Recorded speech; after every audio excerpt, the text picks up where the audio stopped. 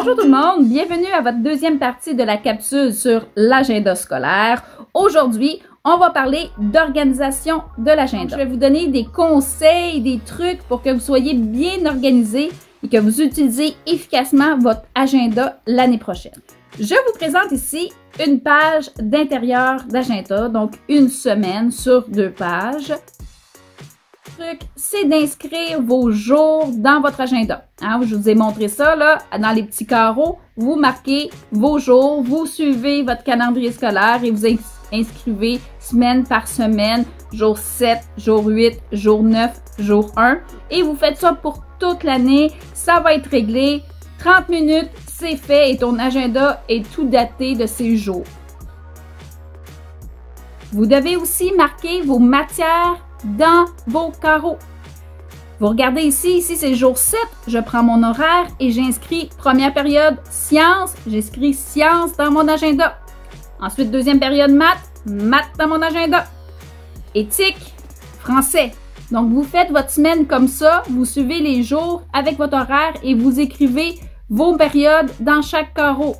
Vous voyez-vous là, pour faire une semaine là, c'est 1 minute maximum, ça va quand même aller vite. Faites vos semaines d'avance. Hein? En début d'année, tu peux aller jusqu'au mois de décembre. Si tu es courageux, tu peux le faire jusqu'au mois de juin. Pourquoi c'est important de faire ça? C'est parce que souvent, vous allez avoir des examens. Et quand tu vas être...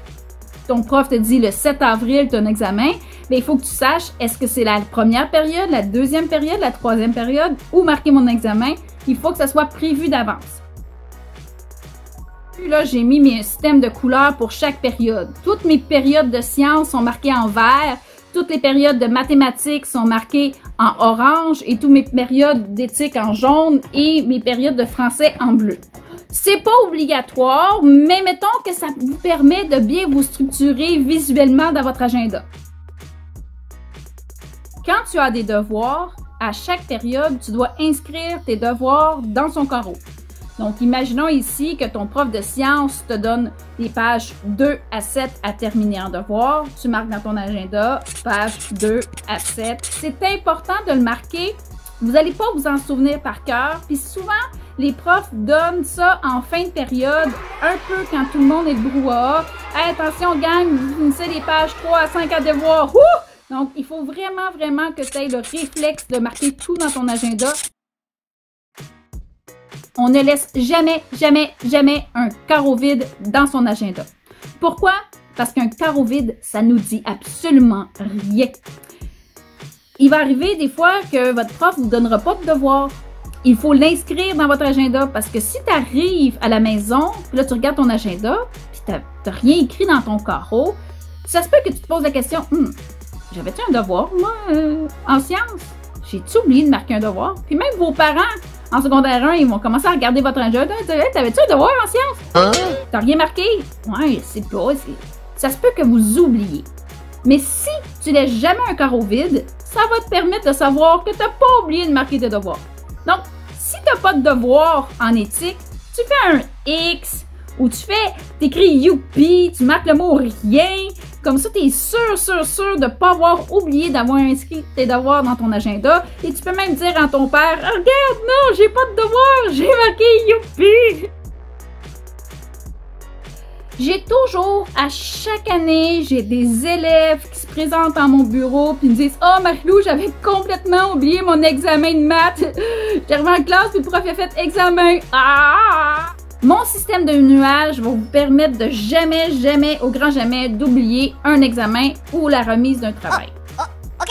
À chaque fois que vous avez un examen, supposons que votre prof de maths vous dit que vous avez un examen le 11 avril, tu vas aller à la page du 11 avril, il faut faire marquer examen, les pages à étudier et tu me fais un beau gros nuage alentour de ça en rouge. Là. Tu peux pas le manquer. Votre prof d'art vous dit que vous avez votre profil à remettre le 10 avril. Vous me faites profil, un gros nuage rouge, c'est réglé. Votre prof d'anglais vous dit vous avez un examen le 9 avril. Tu marques examen, les pages que tu as étudiées pour cet examen-là et tu me fais un gros nuage. Ne faites pas l'erreur de marquer votre examen à la journée que le professeur dit. Parce que dans un agenda, on recule jamais en arrière. On voit ce qui se passe dans l'avenir, mais on vient pas dans le passé dans un agenda.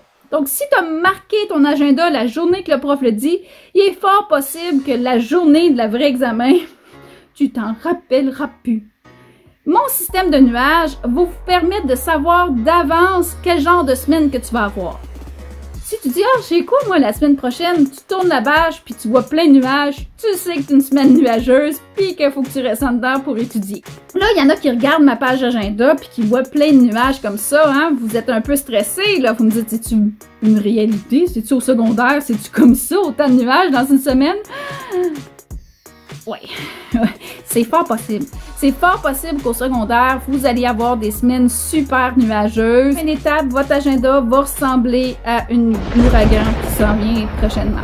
Tu peux même marquer dans ton agenda la semaine avant, faire attention, alerte météo, semaine nuageuse à venir.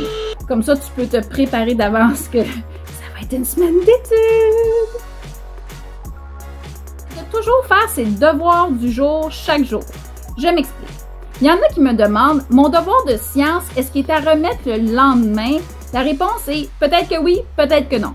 Ça va dépendre. Souvent, les devoirs, c'est à remettre pour le prochain cours. Si tu as science le lendemain, il est à remettre pour le lendemain. Si tu as science dans 2 jours, 3 jours, il est à remettre dans 2 jours, 3 jours. Mais faites attention, ceci est un piège. Oh, science, le devoir, il n'est pas pour demain, j'ai pas besoin de le faire tout de suite. Erreur. Parce que ça, là, ça s'accumule, ces petites affaires-là.